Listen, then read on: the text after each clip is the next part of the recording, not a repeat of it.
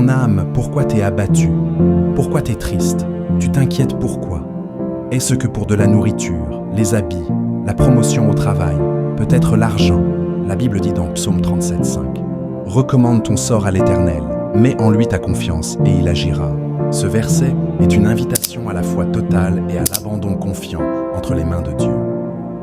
Il contient 3 éléments principaux que nous allons développer.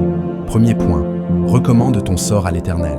Cela signifie confier ta vie, tes projets, tes inquiétudes et ton avenir à Dieu. Le mot recommander peut aussi se traduire par remettre, déléguer ou déposer un fardeau. Ici, Dieu nous appelle à ne pas porter seuls nos fardeaux, mais à lui remettre ce que nous ne maîtrisons pas, ce que nous ne comprenons pas ou ce qui nous dépasse. C'est un acte de foi qui dit « Seigneur, je te remets ma vie, car tu es plus capable que moi de la diriger. » Deuxième point, mets en lui ta confiance. Confier ses projets à Dieu ne suffit pas, il faut aussi avoir confiance en lui.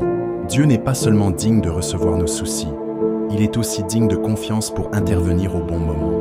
La confiance implique patience, foi et persévérance. Elle signifie croire que Dieu est fidèle à ses promesses, il agit selon sa sagesse et non selon nos impulsions.